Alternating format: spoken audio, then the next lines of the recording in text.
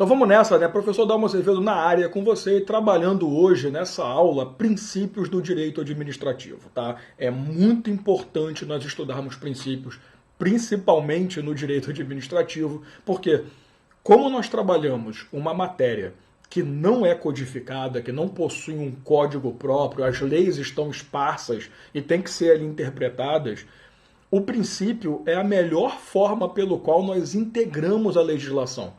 Então, uma forma de você unificar, sistematizar o direito administrativo é através de pegar esse monte de lei e fazer com que elas se comuniquem com base em princípios. Então, assim, para nós, o princípio ele serve majoritariamente como uma forma de você conseguir aplicar a legislação da forma correta. Esse monte de lei que nós temos, da forma em que a administração pública realmente tem que agir. Tá? Então, vamos lá. Quando você fala em princípios no direito administrativo, você tem que entender que esses princípios eles vão ter duas funções essenciais. Primeiro, um princípio tem a chamada função hermenêutica. Função hermenêutica significa que, às vezes, quando o operador ali da legislação do direito se deparar com uma lei mal formulada, mal escrita, nossos legisladores são muito fracos, né? Nós temos muitos legisladores que não têm conhecimento jurídico nenhum ou que acham que têm. Então, esses caras eles vão produzir lei, vem aquele texto muito mal escrito, que não está muito claro o que ele quer, ou está claro, mas não está muito de acordo com a realidade. O que você faz? Você pega um princípio, ou vários princípios, e utiliza para interpretar aquele texto. Então, a função hermenêutica é uma função interpretativa. Você vai interpretar a norma à luz de um princípio do direito administrativo. Ao passo que o princípio aqui também vai ter uma função integrativa. Gente, na boa, quando você tem um código já é difícil, imagina quando não tem.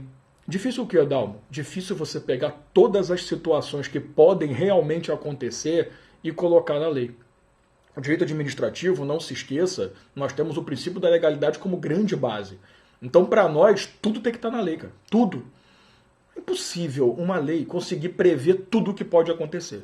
Então, às vezes, vai ter falta, vai ter uma lacuna legislativa. E essa lacuna legislativa pode se resolver através da função integrativa dos princípios. Então, olha como é legal.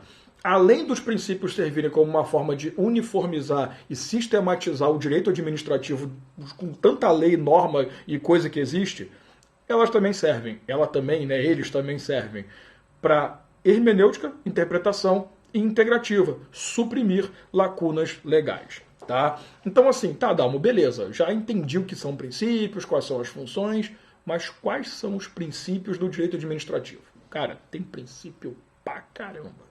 Na realidade, nós temos 3 grandes grupos de princípios que eu vou trabalhar com você. Tem princípio pra caceta. O que eu preciso que você entenda é que eu vou apontar para você os princípios que caem em concurso público. Então, você vai pegar a doutrina aí que vai trazer outros princípios que normalmente nem se fala. Então nós vamos focar nos princípios. Até porque quando você estuda licitação, tem princípios próprios também. Serviço público, tem princípio próprio. O que eu vou trabalhar com você aqui são 3 grandes grupos de princípios genéricos do direito administrativo. Tá? Então vamos para a tela e vamos começar a desenvolver isso. Primeiro de tudo, para você poder falar em princípios, você precisa conhecer os supra-princípios do direito administrativo, que são aqueles princípios que nós chamamos de principais, basilares, são os princípios mais importantes para nós. Nós temos 2 princípios que são principais aí. É feio falar isso, mas tudo bem.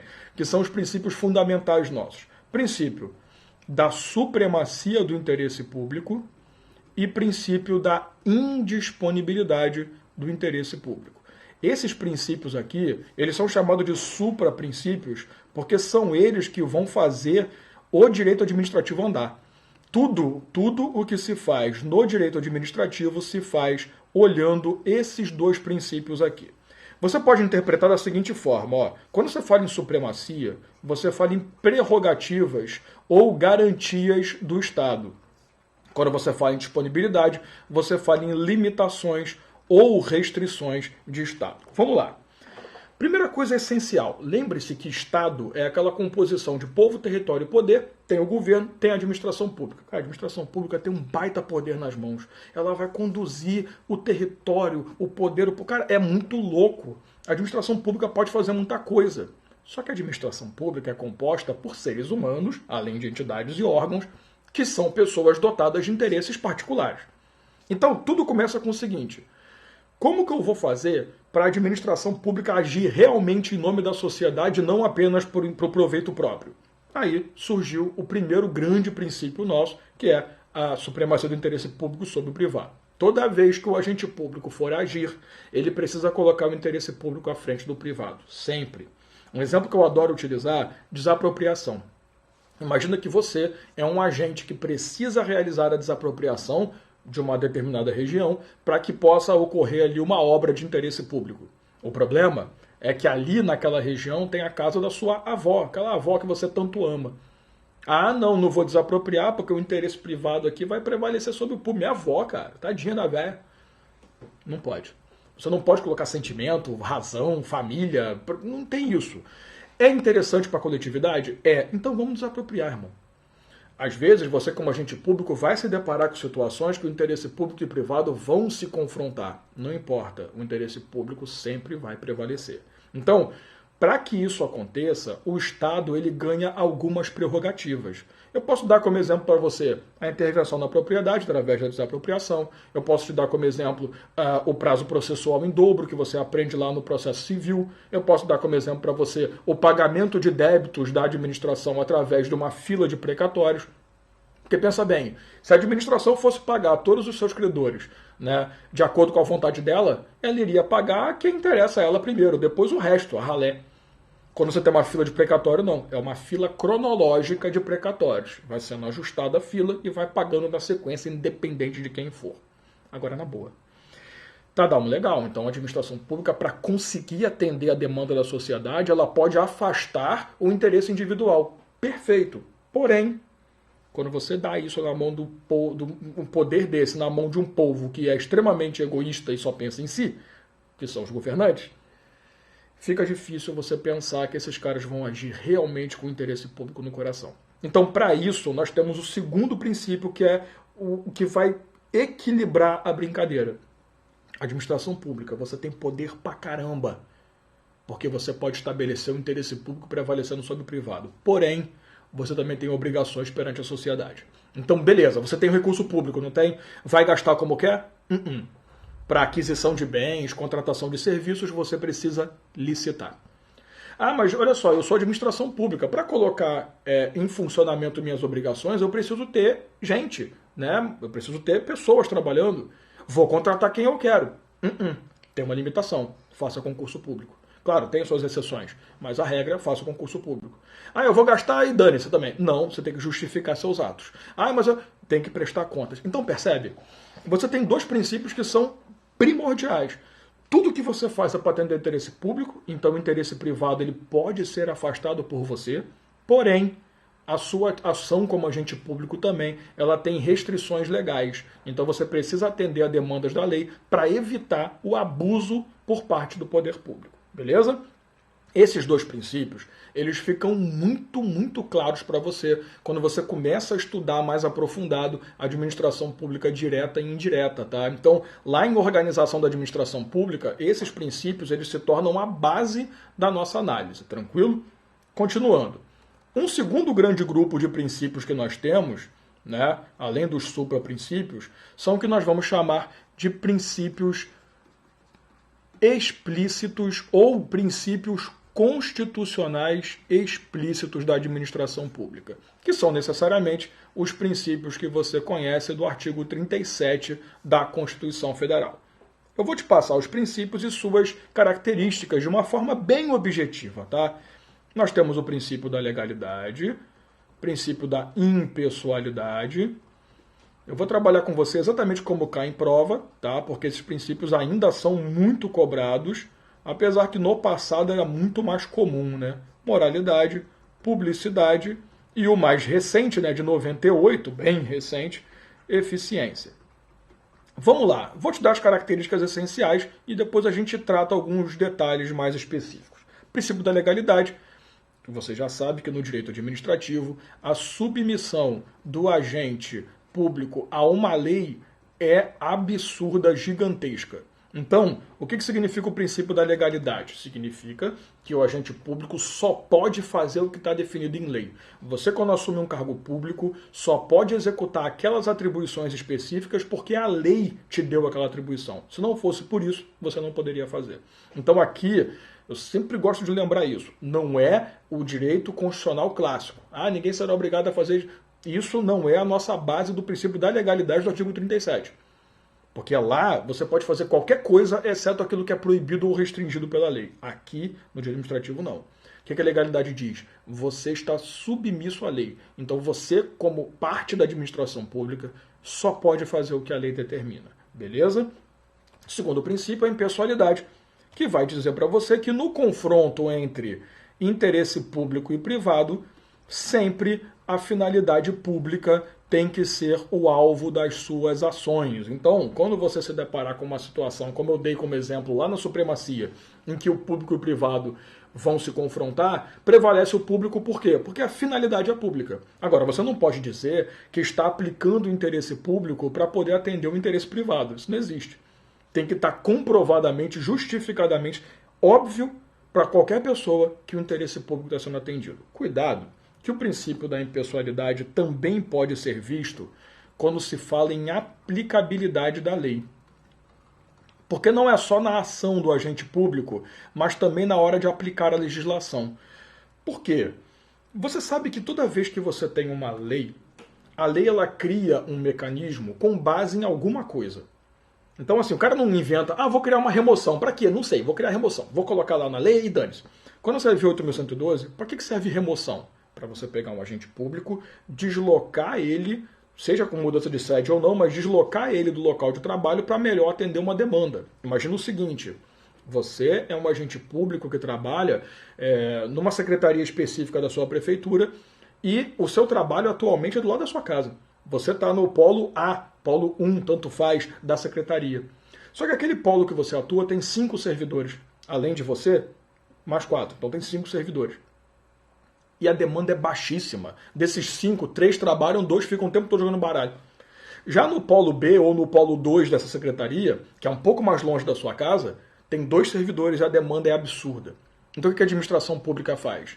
Vou pegar um desses servidores, temos 5 aqui, né? Deixa eu ficar direitinho na tela, temos 5 aqui, 2 aqui. Vou pegar um desses servidores, vou tirar e vou enviar para lá.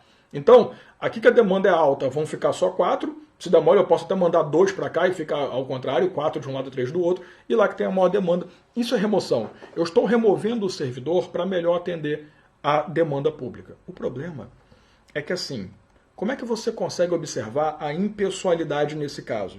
Quando você aplica a regra da lei respeitando a sua essência.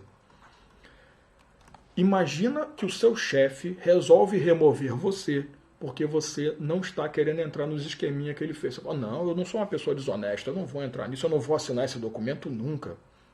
Como ele não pode te mandar embora, porque tem que ter um processo administrativo, ele vai ter que falar que ele estava querendo que você cometesse irregularidades, ele vai te ameaçar.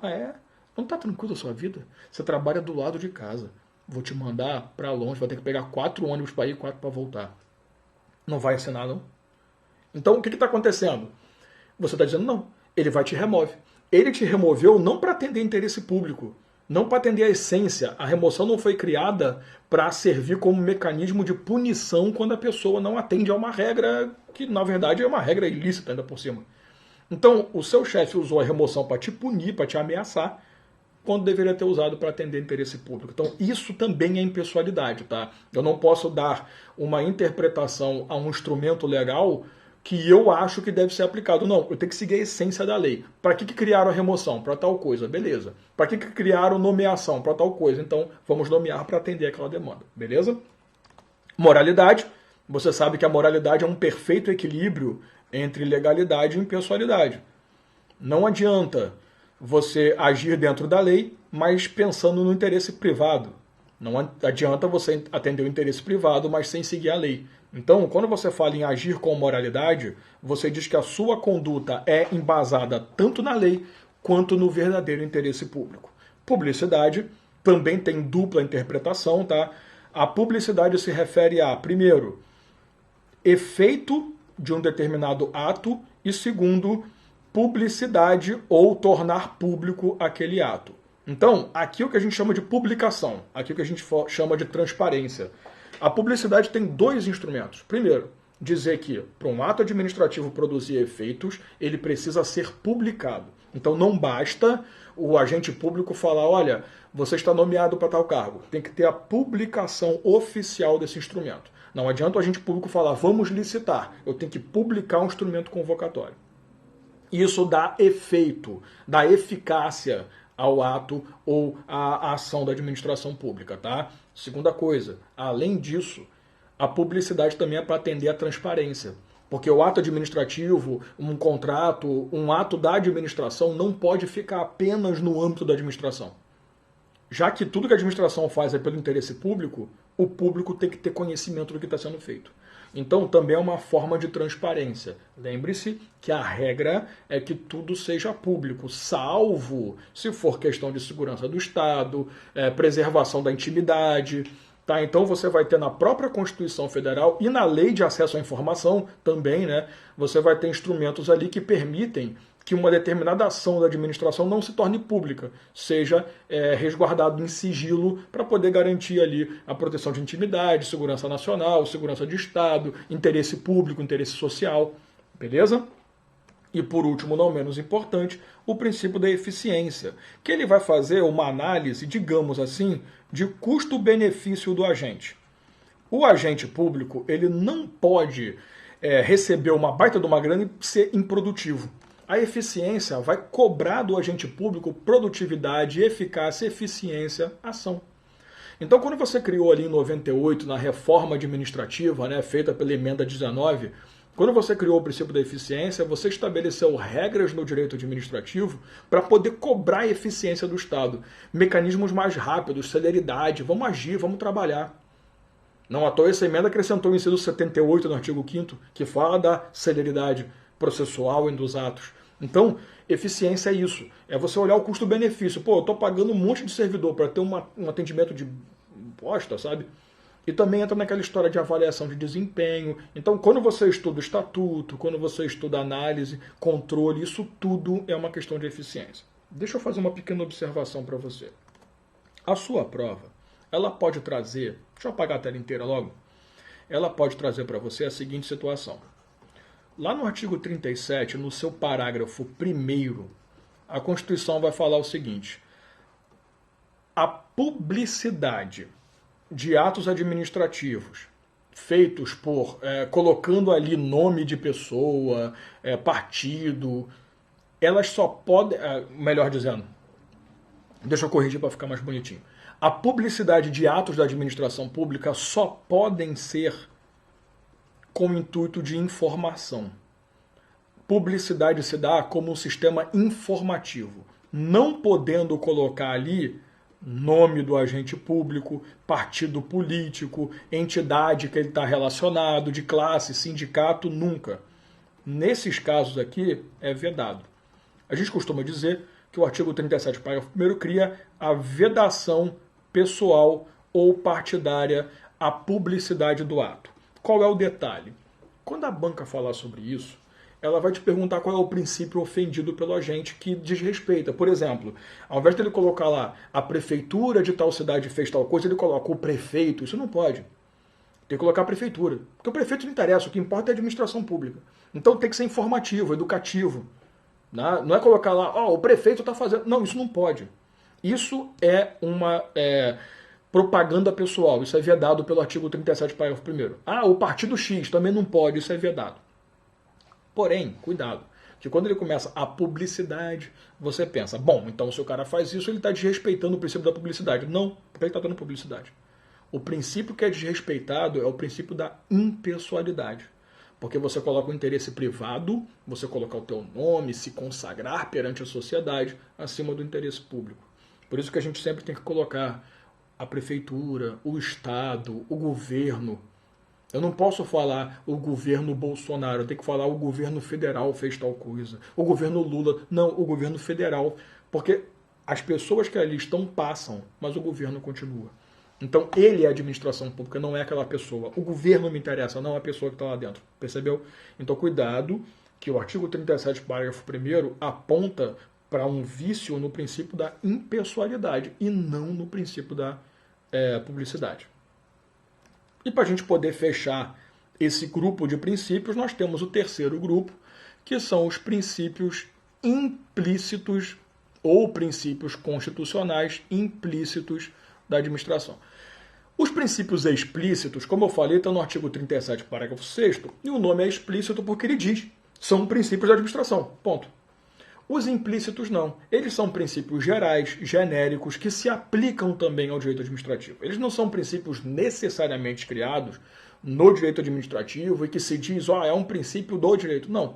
Eles são princípios que servem para todas as searas do direito, mas que nós aplicamos também aqui. É nesse ponto que a doutrina diverge pra caramba. Então você vai ter princípio pra caramba por aí.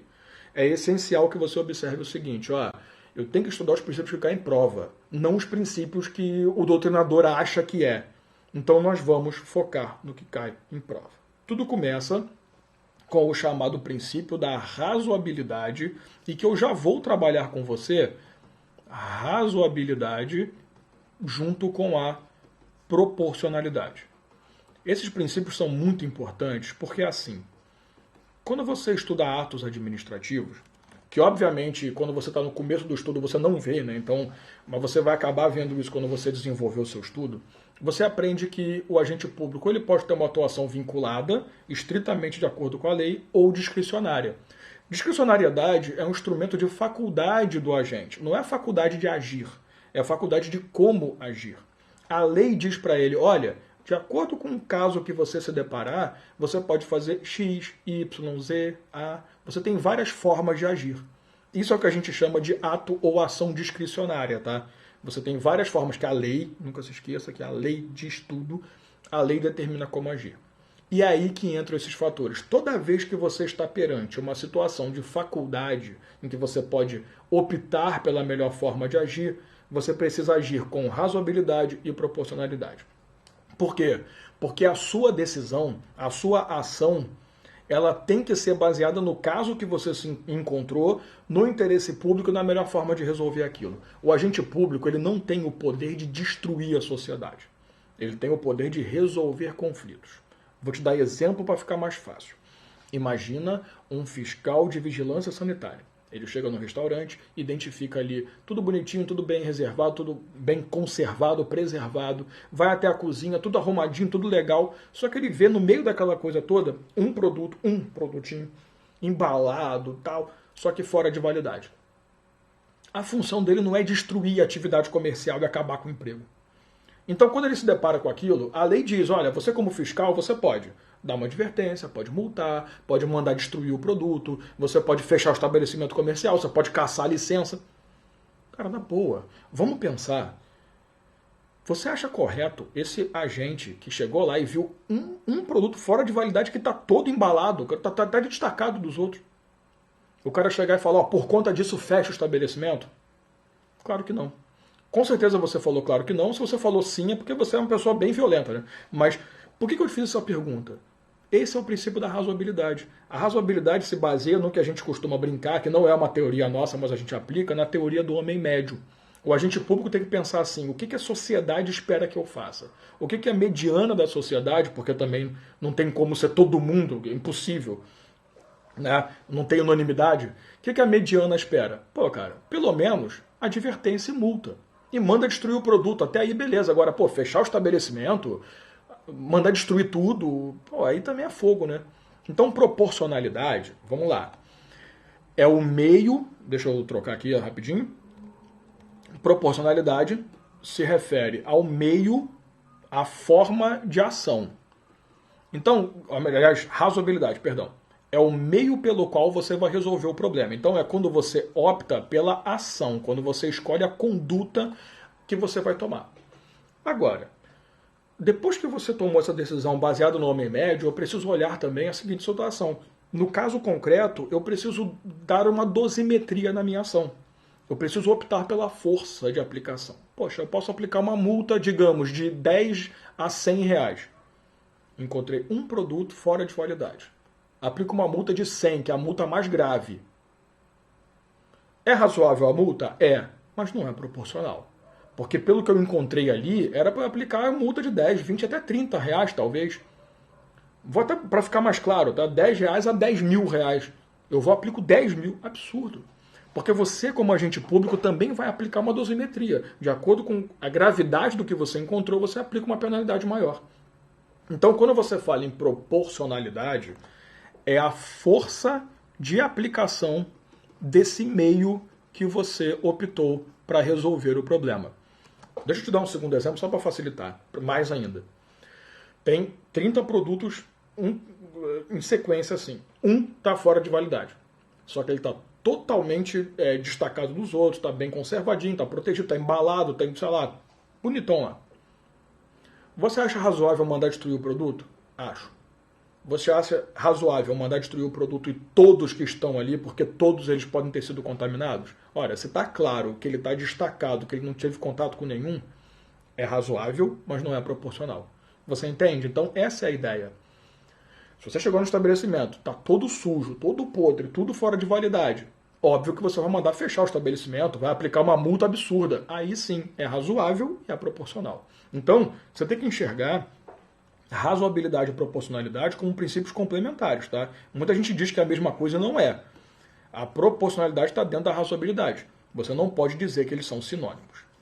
Um outro princípio importante para nós é o princípio da segurança jurídica, claro, né? As novas interpretações feitas à lei, as novas formas de lidá-las não podem afetar o que já aconteceu, né? A segurança jurídica, você lembra muito bem que a lei ela não pode afetar ato perfeito, coisa julgada. No direito administrativo, eu não posso afetar decisões, atos produzidos. Segurança jurídica é isso. Imagina que você tem uma lei X. Daqui para frente deu-se uma interpretação diferenciada. Eu vou desfazer tudo o que foi feito anteriormente com a interpretação antiga? Claro que não. Está mantido e temos uma nova interpretação. Porque a segurança jurídica é dar efeito ex nunc, coloquei um T aqui porque eu sou burro, efeito ex nunc, não retroativo, às novas interpretações. Tá? Então, segurança jurídica é isso. Que segurança você tem se você constituir um contrato hoje, por exemplo, e a legislação foi interpretada de forma diferente? Na nova interpretação você não conseguiria ter esse contrato firmado com o Estado. Aí você vai perder o contrato? Que segurança é essa? Um contrato de 30 anos que depois de 3 anos por uma nova interpretação é anulado? Isso não existe. Então isso é segurança jurídica, tá? Cuidado, no direito administrativo não existe regra o que a gente chama de direito adquirido, tá?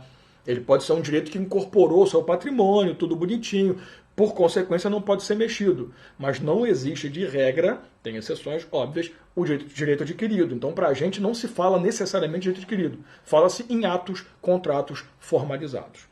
Nós temos também, como um princípio extremamente importante para nós, o chamado princípio da autotutela. Você sabe que no direito administrativo, a administração pública ela pode rever seus próprios atos. Ela mesma pode definir anulação, revogação. Isso você estuda muito na extinção de atos administrativos, né? Ela pode definir a cassação. Por que isso? Porque isso aqui é a súmula 473 do STF, tá? A própria administração que produziu um ato, ela pode desfazer. Essa é chamada autotutela. É você não depender do judiciário, você vai tutelar a decisão por conta própria. Claro que no direito comum isso não pode, né? Não pode você resolver o seu problema sem o judiciário participando, né? Você não pode chegar lá e falar, não, então eu vou tutelar o meu direito, vou lá e vou invadir a casa do cara e vou pegar o meu bem que está com ele. Não existe. Né? O cara, me roubou, vou lá, vou roubar ele de volta. A ideia é que no direito administrativo, a administração ela tem o poder sim de rever seus próprios atos, até por conta dela ter, ela ser a responsável pela criação dos atos. Já que ela é responsável, ela que vai tomar conta do ato. E por fim, e não menos importante, não se esqueça que no direito administrativo nós aplicamos contraditório e ampla defesa. Se você olhar o próprio texto constitucional, ele diz: será garantido contraditório e ampla defesa nos processos administrativos também, tá? Então não é só judicial. Contraditório é o direito de defesa. Ampla defesa é você utilizar todos os meios lícitos e possíveis para atingir essa defesa. Então, você nunca vai sofrer um processo administrativo disciplinar sem você ter só a possibilidade de se defender. né? Você não vai ter o processo, a punição sem defesa, isso não existe. Então, não é porque o processo administrativo não ocorre no judiciário que não vamos respeitar contraditório ampla defesa. O devido processo legal, ele é mitigado, mas ele é essencial, tá? Você vai ver, inclusive, quando você estuda poder de polícia, o contraditório ampla defesa até podem ser dirimidos, mitigados ou postergados. Eles podem ser feitos depois do ato, não tem problema, mas tem que ter. Contraditório ampla defesa tem que aparecer. O processo administrativo é uma coisa, judicial é outra. Então, ação civil, penal, né, trabalhista, não me importa, está no judiciário. Ação administrativa, que não é uma ação, é um procedimento, tem também sua própria estrutura. Então, nós temos que garantir contraditório e ampla defesa também nos processos administrativos. Tá? Então, esses são os princípios essenciais. Não estou dizendo que são os únicos, porque quando você estuda licitação, serviço público, você aprende processo administrativo federal, a lei 984, você aprende outros princípios também, beleza? Então, matamos aí o assunto princípios do direito administrativo. Até a próxima.